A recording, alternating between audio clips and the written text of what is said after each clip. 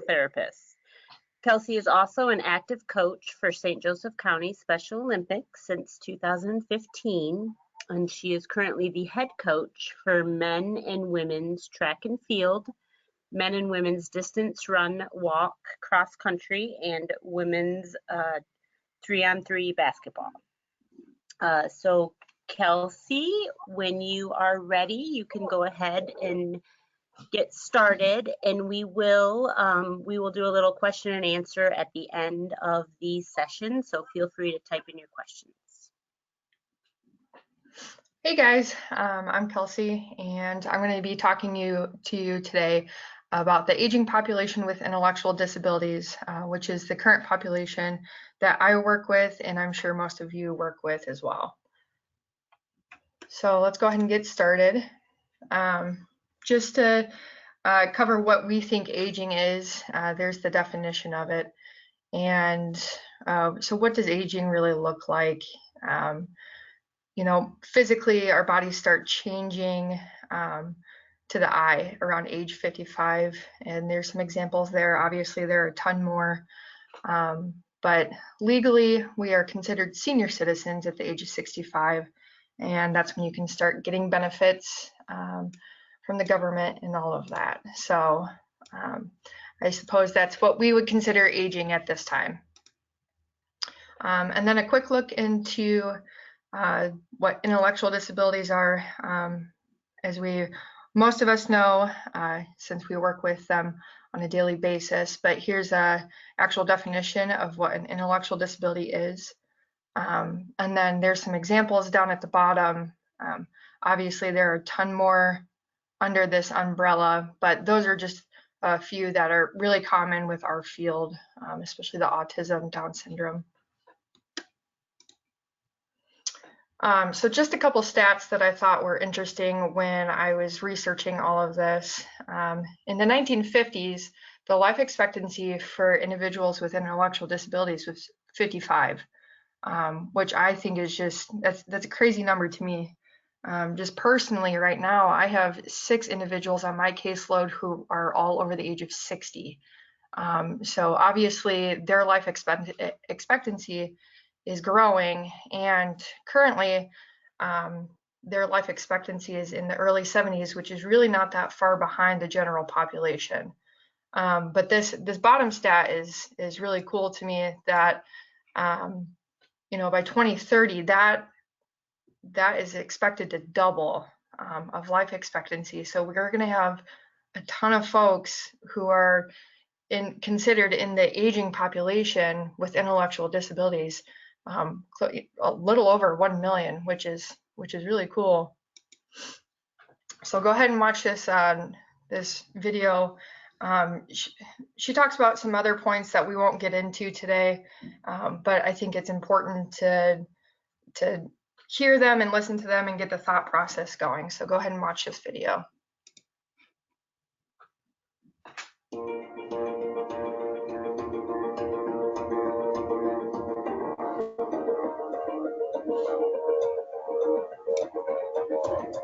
By the year 2030, we will have about 1 million older adults aged 65 and over who have developmental disabilities.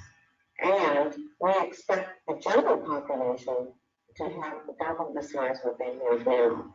We're actually running away from about 14.1% now to over 20% in 2040. So those are the demographics. And knowing those changing demographics, the persons with aging and developmental disabilities mirror the general population. But what do we know? So it's those people who are living with a son or daughter, or maybe their sibling with a developmental disability, who know this. And researchers have spent some time trying to know what their life experiences have been. The one gap we have, which we've identified, is that we don't know as much as we would like to know from the people with developmental disabilities themselves. Their voices is there in some of the literature, and some of the researchers have looked and talked to people, but it's limited. But we do know that that is really important. So when it comes to health, I fortunately have been on the side of looking at an aging model for health and transferring it into a model for people, older people living in the community with developmental disabilities. And this is a geriatric, comprehensive geriatric assessment model, which is what you do when you're working with older adults. And why do you do that? It's because when you're an older adult, it's just not a call for sneeze when you head out to get an assessment as an older adult. They're going to actually have a number of different things that go on. It might be related to social supports. It might be related to the fact you have arthritis and hypertension. It might be related to economics. So for people with developmental disabilities, they have a number of complex things we know already that make their health more complex. So we use a geriatric assessment model. This is went out to the boards, assess people, and came up with some things. And there's a couple different parts to that project, but we know that it did have some impact in addressing health risks. There are other health models that have been out there that have been tried for either health educational purposes, they may be about physical activity and nutrition, or they may be a basic health check to see how people are doing. So there are no models out there. That's the research base we have to work with. Now let's switch over to retirement. I remember 30 years ago going to a workshop and seeing people put plastic knives and forks in a plastic bag. And that's what they were doing on a regular basis. And that was work for them. Later on, maybe about 10 years ago, I went into a workshop setting, similar but different. People were more engaged, walking around. It wasn't just everybody sitting at a desk doing the same task. And I was there to talk to another woman, and she was actually putting stickers on bikini underwear. So I thought, well, we have become more modern and what our products are. And what occurred to me was she was very efficient at it. And so she would go through a pile like that. But then she did more.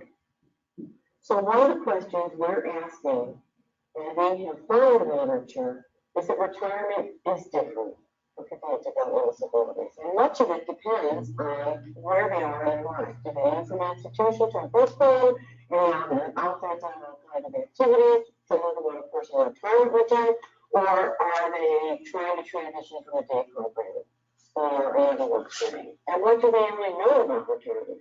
And I do know a coach, a friend, someone who can help them transition into other activities is probably one of the most meaningful ways to get people involved. Now, the last phase, we're talking about transitions for older adults as they're aging, transitions in health, transitions related to retirement. Now we're talking about transitions at end of life or later life. And we know that persons with developmental disabilities or aging encounter some of the same terminal conditions that any older person might encounter.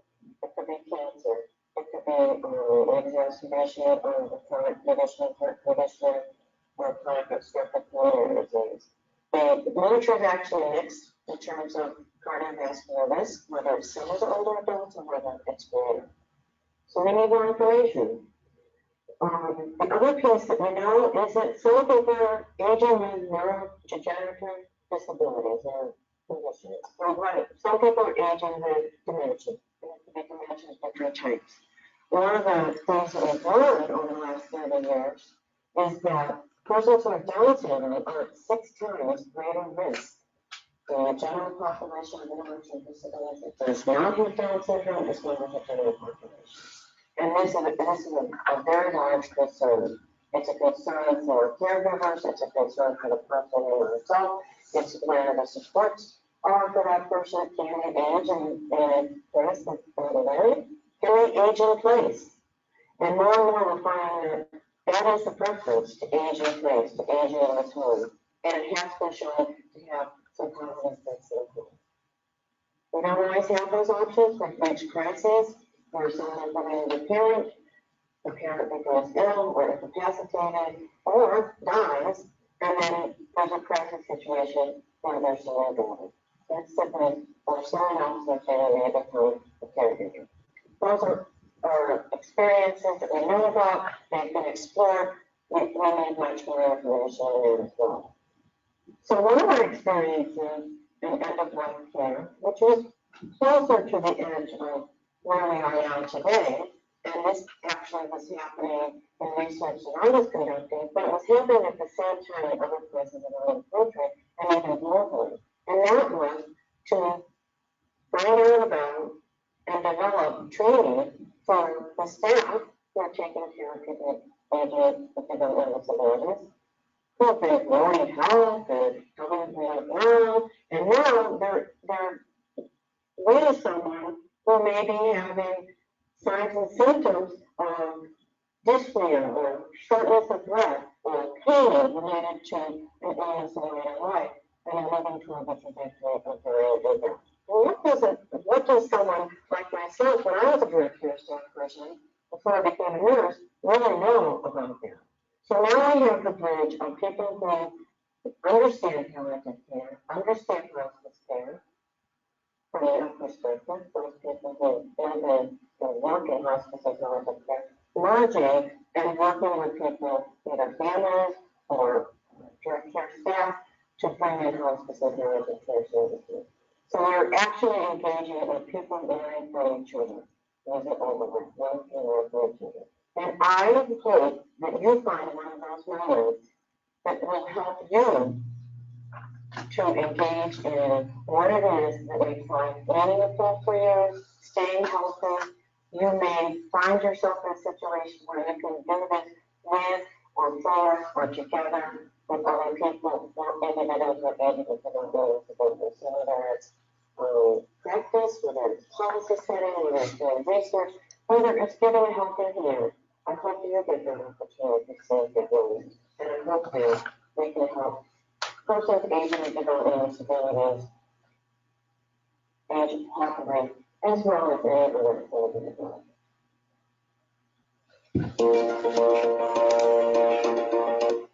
So some good thoughts there.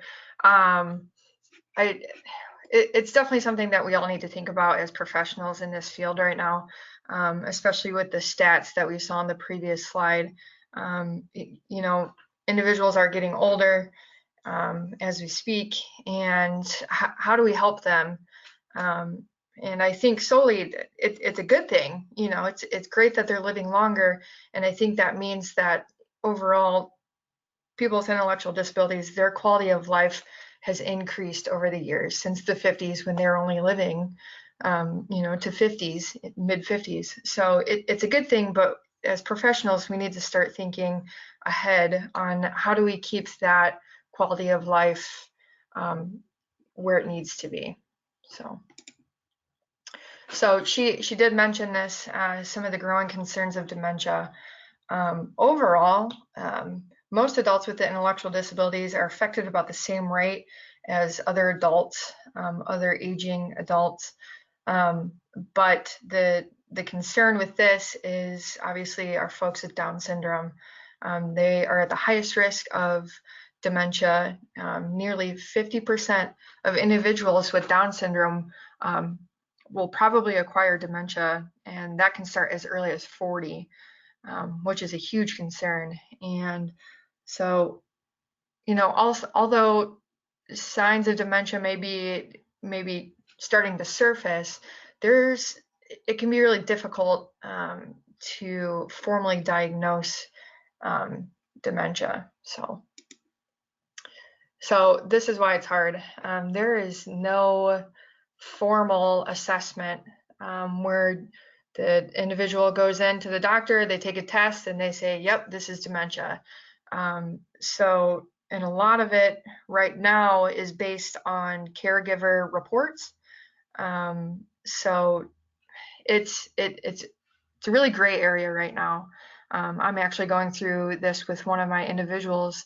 And so what has happened is we bring them in, we do some testing, some psychological tests, and we just keep that on file.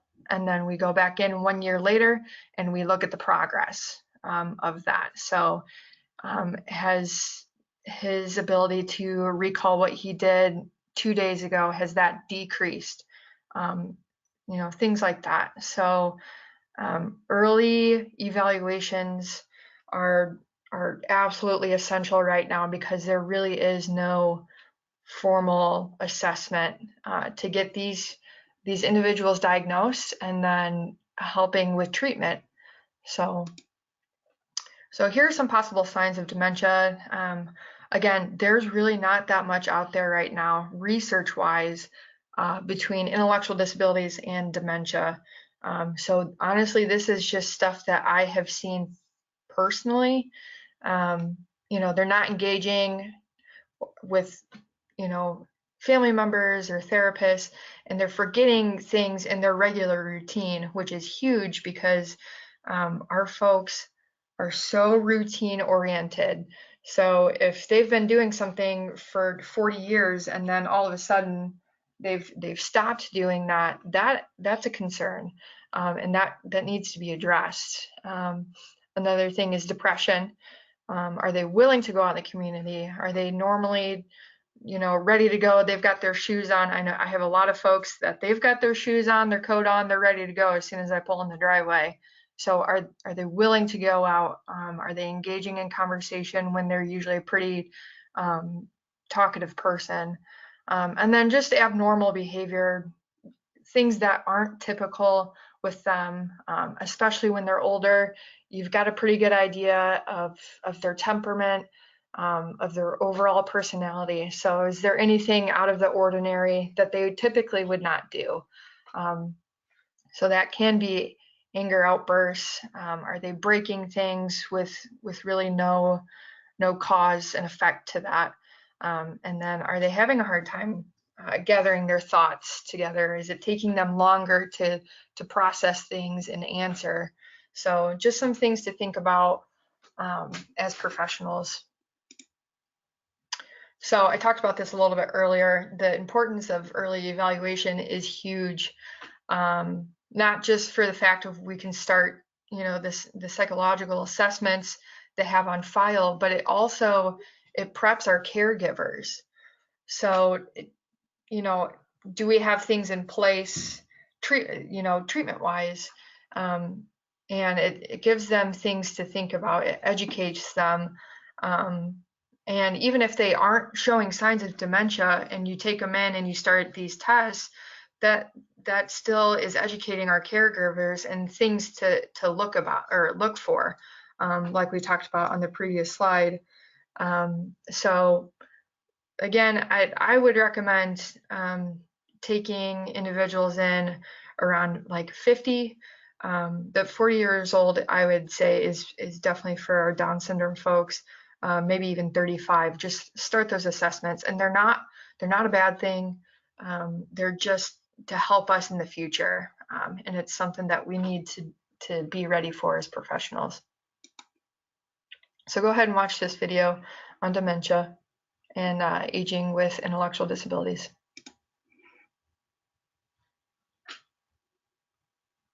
Hello, and welcome to the first module in our series about dementia and aging with intellectual and developmental disabilities. Today's topic is presented by Dr. Julie Moran, who will also share a caregiver story.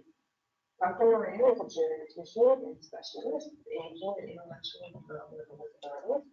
She's a consultant to Tewksbury Hospital as well as the Massachusetts Department of Developmental Services. Dr. Moran is a clinical instructor and nursing at Harvard Medical School. Today's topic is an introduction to dementia and aging with intellectual and developmental disabilities. One of the main concerns I've seen for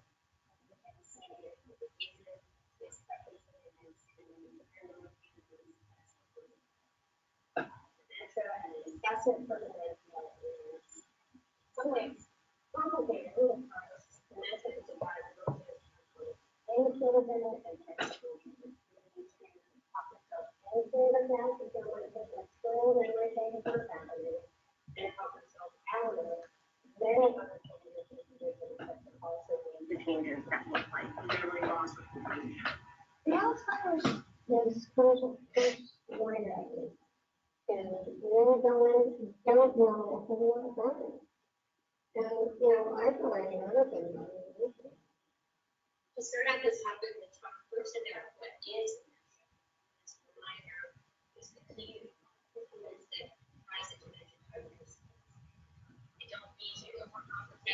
show you this slide. This is specific criteria to make a diagnosis.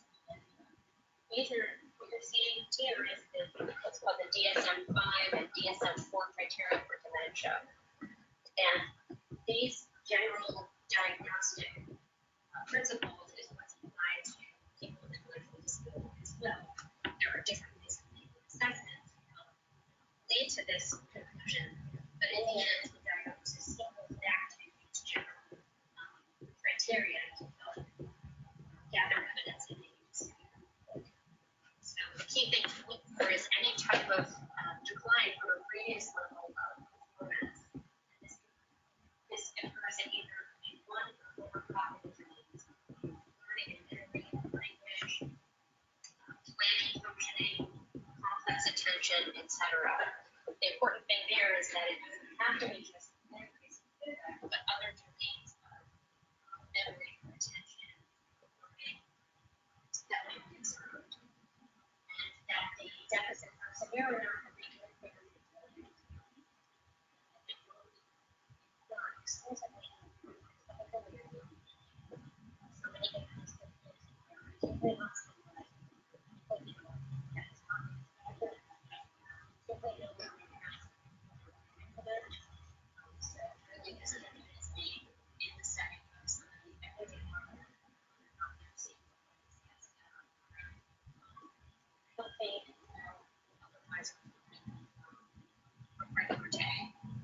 and deficits are not better explained by other mental health disorders.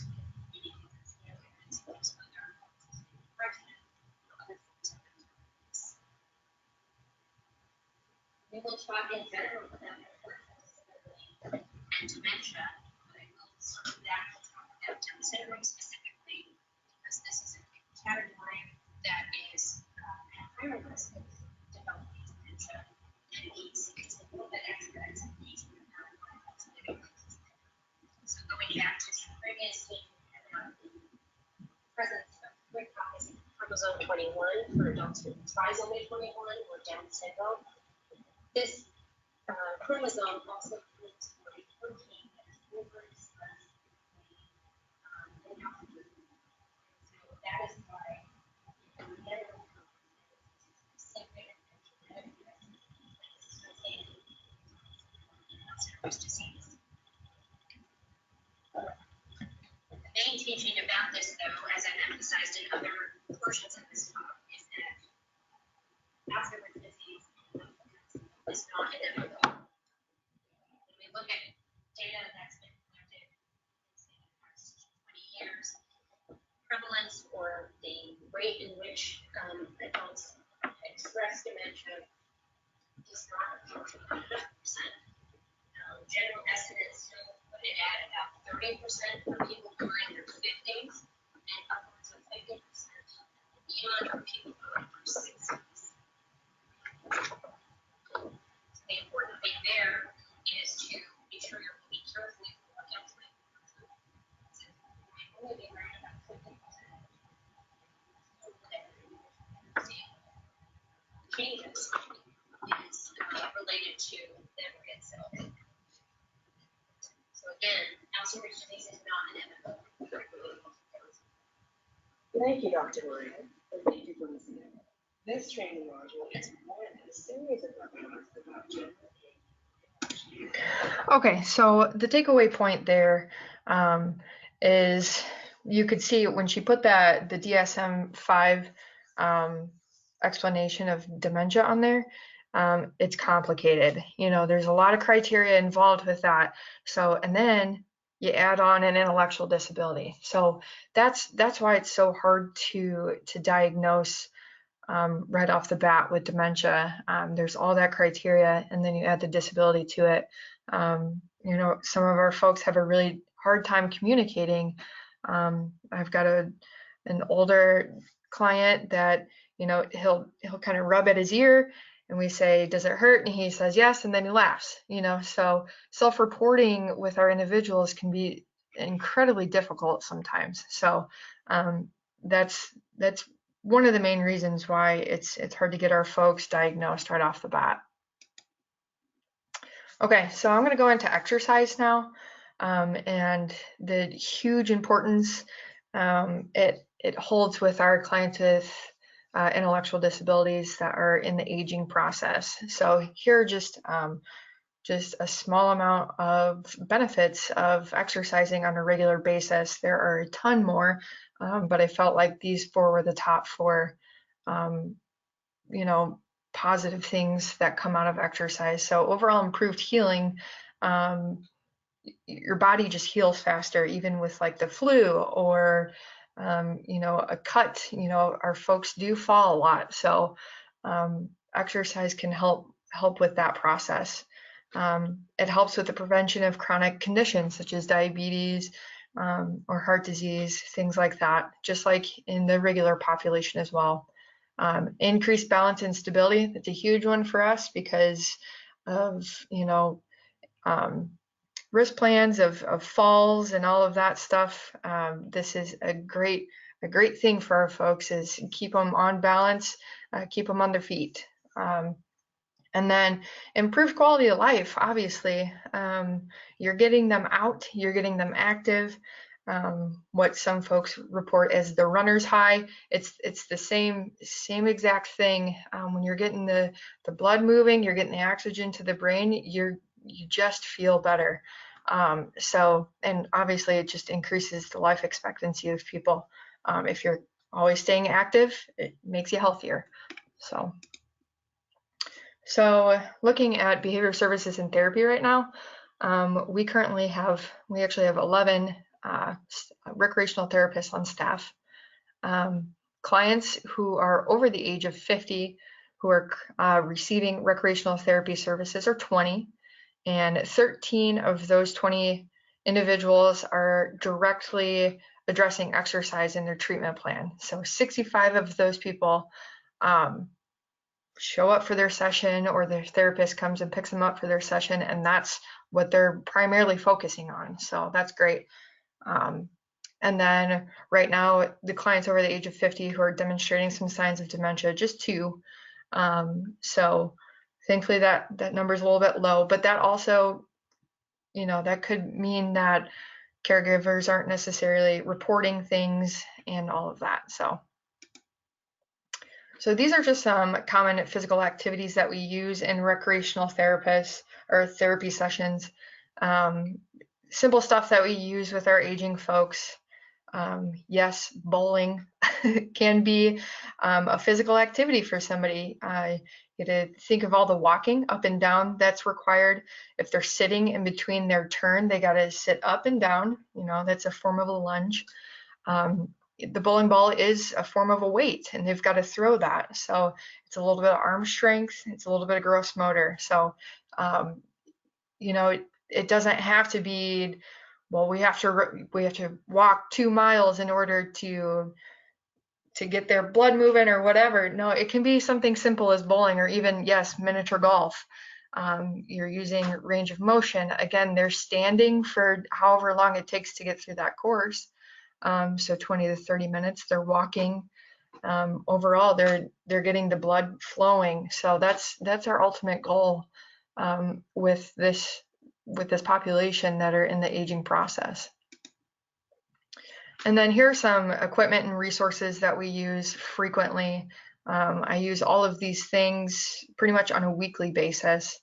The Wii is huge for folks that do have difficulties with standing for longer periods of time or are in wheelchairs. You still can get that range of motion, the gross motor skills, especially if you do it for a longer period of time. And even the dumbbells you can use. I think they even have a 1-pound dumbbell that you can use. So it's at the pace of the client, and it's at the functioning level of the client. And what types of things can we use to get them moving and to address their goals. So here are just I've got a couple of these.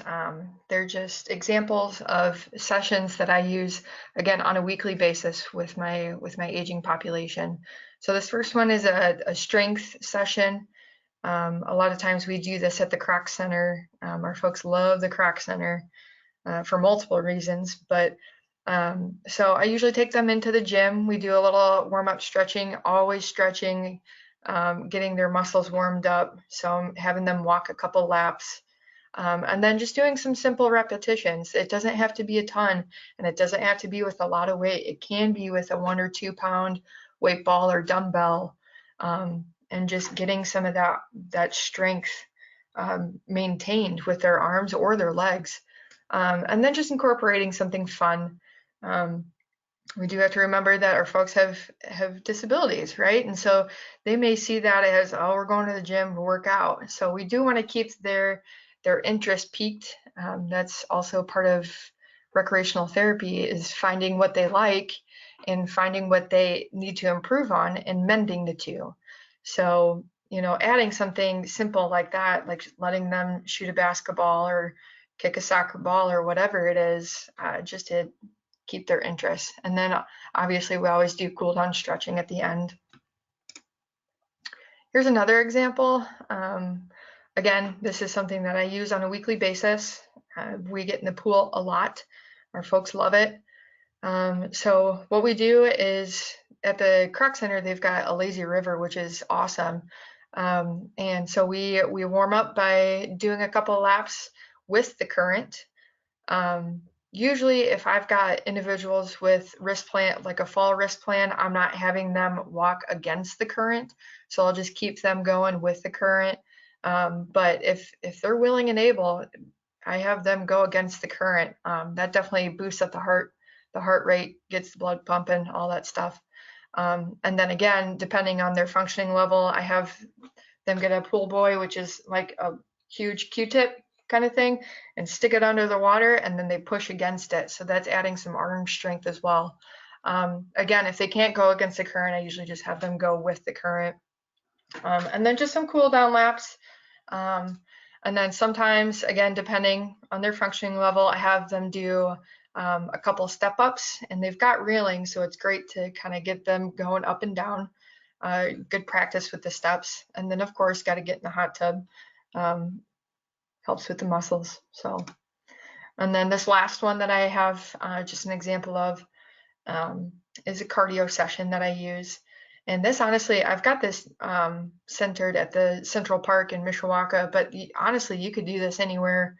You could do it at a gym, a local gym. You could do it at the mall. I actually know a lot of clinicians that will take their clients into the mall in the winter when they can't go to the parks, and they'll just do laps in the mall. Or, you know, one of their favorite stores, whether it's Menards or Walmart, bigger stores like that, it piques their interest. And sometimes we do have to, as therapists, we do have to get a little creative with that, of kind of like hiding what we're doing, but at the end be like, look at that, like you just walked 20 minutes and you know, like you were so engaged with all the stuff on the shelves, like you can do these things. So just having them do some simple stretches, anywhere from like, I would even say like 5 to 30-minute walk is great. Sometimes I'll pull out my elastic bands and I'll have them do some arm repetitions with that. And that also gives them an opportunity to take a break if they need to throughout the walk. And then again, doing some stretching at the end for some cool down, which is always important. So go ahead and watch this video on the huge benefits of regular physical activity with everybody, but especially our aging folks. Hey, Kelsey, sorry to interrupt you. The first 2 videos were very hard to understand. Okay. So if this one is the same way, I will just interrupt you, and if you could get us a summary of the video, that would be great. Sure. Yep, we'll do. Okay. Thanks. I had type 2 diabetes, and about 9 months ago, my doctor said, look, I needed to get fit. Yeah, Kelsey, it looks like it's gonna play the same way as the first 2 videos. Lagging? Okay. All right, so basically what that video was showing, you can kind of see in this frame right here, the importance of getting people out in groups has a huge benefit, but they did touch on just the overall health benefits of keeping our folks moving, as simple as just a small walk. But this kind of talked about the social aspect of physical activity, And we're actually working on at Behavior Services and Therapy of doing, you know, like a senior workout group where they come and, you know, we set out chairs in the parking lot and we do chair yoga, just for all the benefits that it comes with, but especially socializing. So that's what that video kind of touched on. So we'll move on. So these are just some insights from other therapists that I work with. You guys can just kind of briefly go through those. But the biggest thing that I'd like to point out in Chelsea's quote here is that a lot of times as therapists, we hear that I can't exercise because it's too hard, or I can't do that, that sounds impossible. We spend a lot of time motivating them and trying to stay positive of, I promise you can do this, you know, and doing it with them is a huge thing for them as well. I've had multiple clients say that they love rec therapy because the therapists do it with them. So that's part of it as well, as, you know, getting them to move. A lot of times they do think that they can't do things, but with safety in mind, we can get them out and we can get them moving, because it's important and they can do it, and you just have to motivate them in the right ways. So, and she did mention that at the end, that we remind them that they still can do things. It's not impossible to get out into the community and do a 20 to 30 minute walk. So just staying upbeat with them. All of us in the recreational therapy department have found huge success with that, is staying positive with these guys. These are just some quotes that I got from clients that I thought were pretty awesome, that they also, you know, some of them do see the benefit of exercising with their therapist, that they love going to the Croc Center.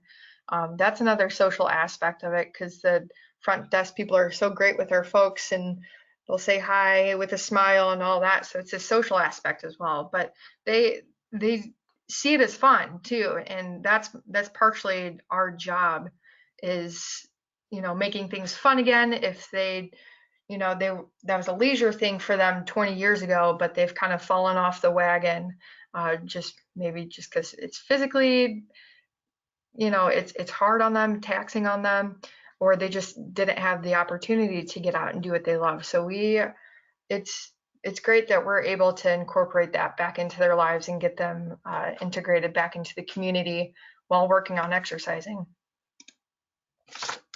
So these are just some other great benefits of physical exercise on a regular basis. There are a ton more, but these are just some things that even we see as therapists, just the social skills. I kind of talked about this earlier, saying hello to maybe somebody else that they know, another client, or even at the Croc Center, saying hi to a staff member that they usually see. The cognitive processing skills, being able to count out loud with a therapist. We do that frequently, count with us. And then definitely following directions, maybe if they're taking like an exercise class. The range of motion is huge. You know, the bowling, the miniature golf, things like that, that it keeps it fun and it keeps them moving, which is great. Motor skills is always a huge one for us as well. It really does help with the daily life tasks, and keeps those joints active. And then obviously communication skills, being able to choose different exercises, telling us when they need a break, telling us when they want to try something. A lot of times that happens if we take them to the gym. They'll see a new machine or like a new class, they'll walk by and they'll go, that's kind of cool, I want to try that. So just using something as simple as communication skills. So I have another video here. This is from our director of music and recreational therapy at Behavior Services and Therapy. I won't play it since the videos haven't been that great, but she also talks about the importance of getting them out into the community, getting them active, and using that as you know, as part of our treatment plan, but overall just how to motivate our clients to get active. So the takeaway points from this presentation, that Overall, people with intellectual disabilities are living longer alongside the general population, which is fantastic. We just need to be ready for it. So they've got similar needs as us. And what does retirement look like for those people? People coming out of, maybe Logan Industries or something like that. What does their retirement look like? So things that we maybe need to start thinking about as our folks are living longer, and quality of life is a little bit better for them. So dementia is a growing issue with our folks, especially with our Down syndrome people, and what we need to do to stay on top of that. So the early evaluations with another psychologist is definitely key to stay on top of that and help them with that. And then exercise, huge, and keeping them active, keeping them healthy. It's so good for physical health, but it's also great on our mental health. Just being able to socialize and getting that brain stimulated while we're out in the community. So that is all I have.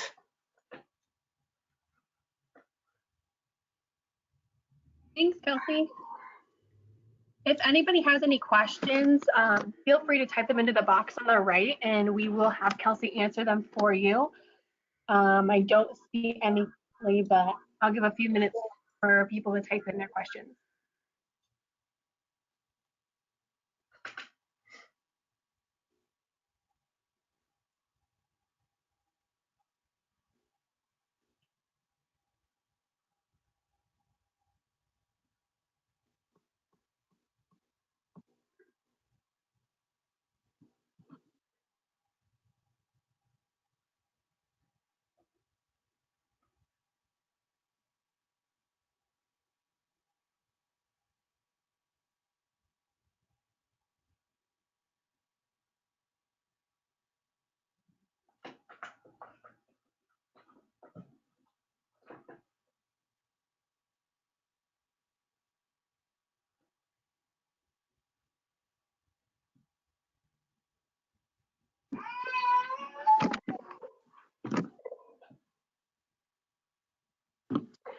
Kelsey, I'm not seeing any pop in.